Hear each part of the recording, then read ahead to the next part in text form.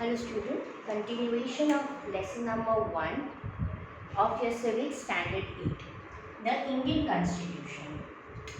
Now in this remaining part we will study about the key features of our Indian Constitutions.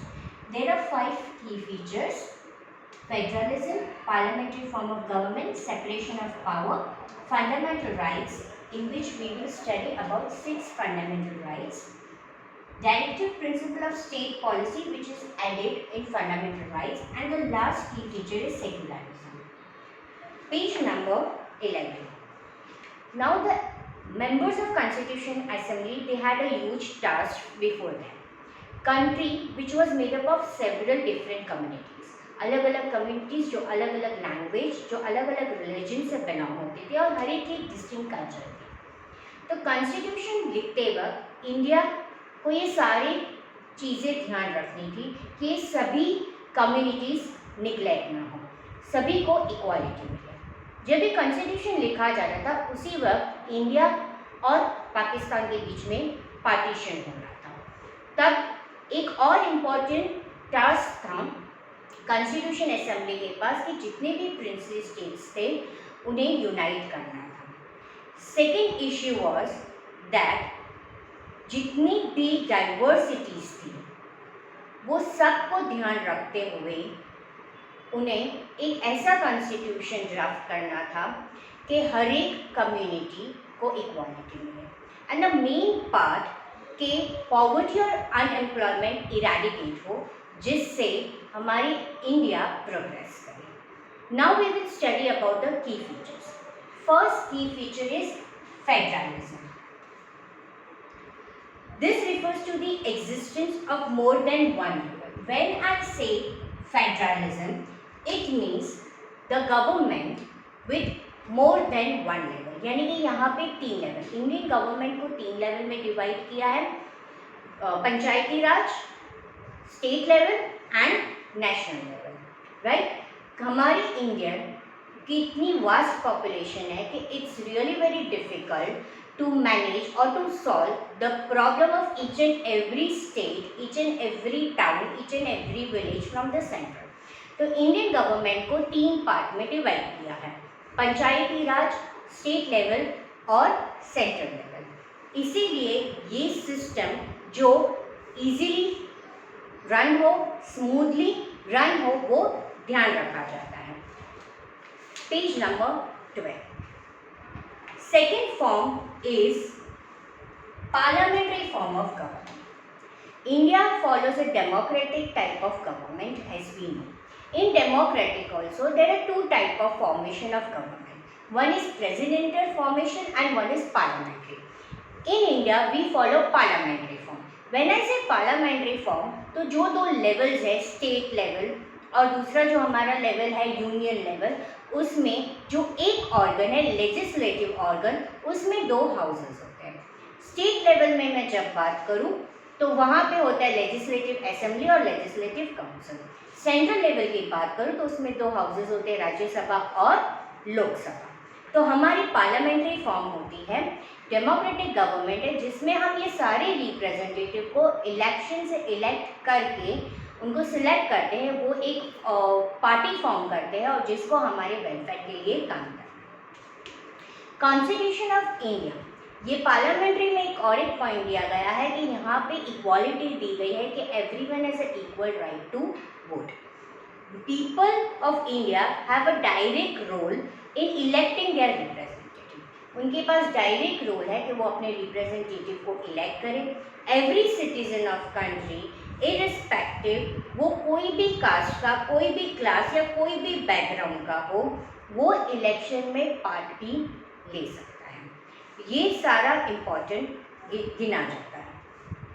Now third की feature is separation of power. In this जो 3 organs होते हैं हमारे government के, उनके जो 3 arm है, legislative, executive और जुडिशरी, ये तीनों ऑर्गन के अलग अलग फंक्शंस होते हैं और अलग अलग काम होते हैं। तीनों के पास अलग अलग पावर है और वो तीनों इंडिपेंडेंट है। अब according to constitution 3 organs of government है: legislative, executive and judiciary. Legislative वो ऑर्गन है जहाँ पे इलेक्टेड रिप्रेजेंटेटिव होते हैं। अब उनका फंक्शन यानी उनका काम क्या है, what is the role of this representative?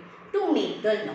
उन्हें क्या करना है? लॉ बनाना है। एग्जीक्यूटिव जो स्मॉलर ग्रुप ऑफ पीपल है जिनका काम है कि जो लेजिस्लेटिव रिप्रेजेंटेटिव ने लॉज बनाए हैं उन पे काम करें। जब मैं एग्जीक्यूटिव की बात करती हूँ, जब स्टेट की बात करती हूँ, तो वहाँ पे आ जाते हैं governor, chief minister and other council of ministers. जब मैं सेंट्रल की यानी यूनियन गवर्नमेंट की बात करती हूँ तो वहाँ पे आ जाते हैं president, prime minister and council of minister. तो उनका क्या काम है? जो लेजिस्लेटिव ऑर्गन ने लॉज बनाए हैं उस लॉ पे उन्हें इम्प्लीमेंट करना है। And the third part is judiciary, यानी कि जो भी लॉ अगर कोई फॉलो नहीं करता है तो उसको पनिशमेंट होती है। In order to prevent the misuse of power by one branch of the government, constitution ने हर एक ब्रांच को एक अलग पावर दिया है। कोई भी किसी पे डोमिनेट नहीं कर पाएगा पावर, और कोई भी किसी का पावर का मिसयूज नहीं करेगा। हर एक organ is being checked by other organ to ensure कि वहाँ पे बैलेंस रह रहा है। हर एक ऑर्गन चेक होता है और उस पर बैलेंस होता है, वो ध्यान दिया जाता है। Now we will move on to the fourth point, that is fundamental rights. Now first I will explain you what is fundamental rights, then I will explain you the 6 main fundamental rights which is given in our constitution.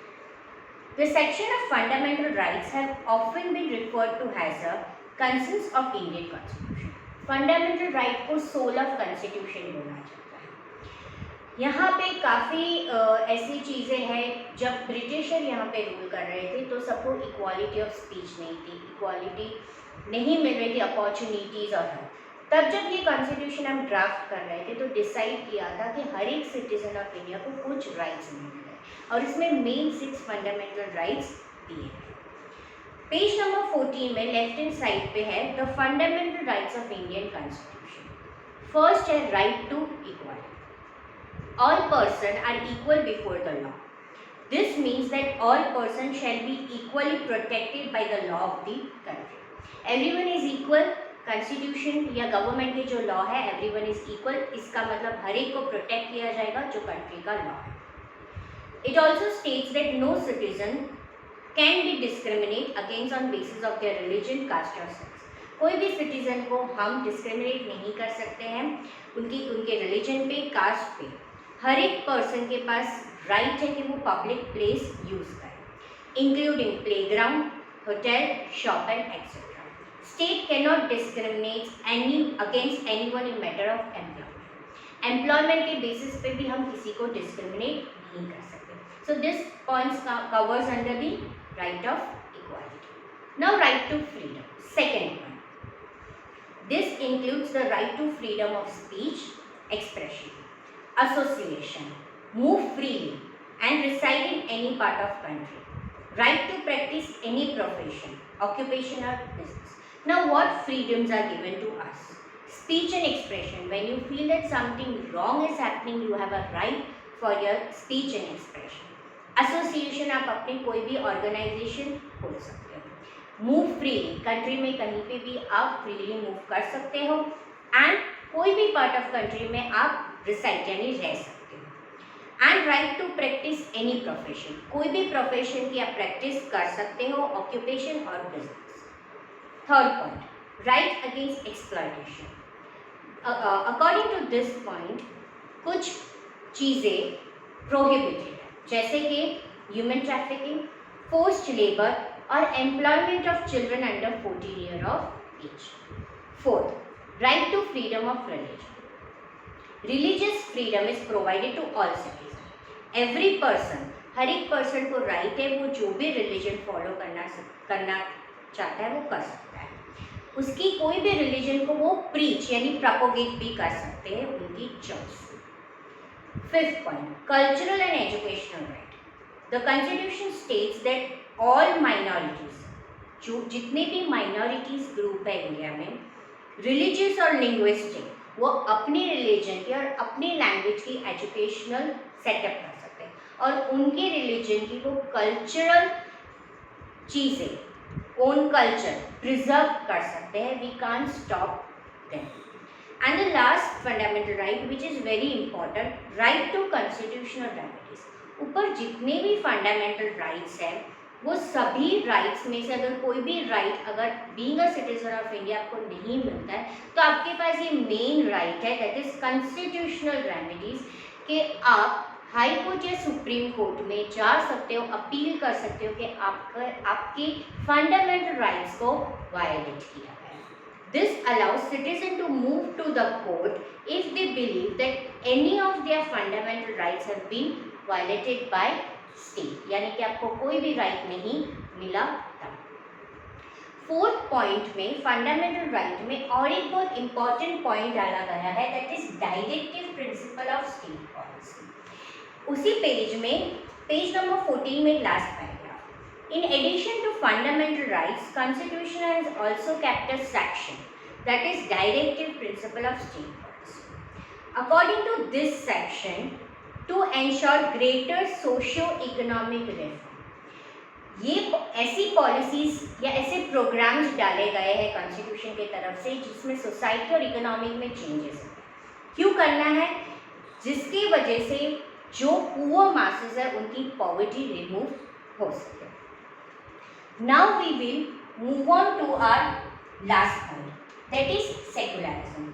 Secularism we will study in detail in our next chapter 2, but in this chapter 5th point में आपको उसकी definition दिया गया है. A secular state is one in which state does not officially promote any one religion as a state religion. जिसका मतलब कि वो country एक रिलीजन को नहीं प्रमोट करता है कि ये पूरे कंट्री को यही रिलीजन फॉलो करना है. ओके, सो वो सेक्युलर स्टेट उस स्टेट को बोला जाता है जब वो ऑफिशियली लोगों को ये नहीं बोलता है कि पूरी कंट्री को ये एक ही रिलीजन फॉलो करना है. तो इस तरह से हमने डिफरेंट फीचर्स पढ़े और इस चैप्टर में हमने देखा कि कैसे कॉन्स्टिट्यूशन ड्राफ्ट किया गया था और कौन से मेन फीचर्स लिए जिससे हमारी कंट्री को प्रोग्रेस मिले और सभी कम्युनिटीज़ को इक्वालिटी मिले. Over here we complete our chapter number 1.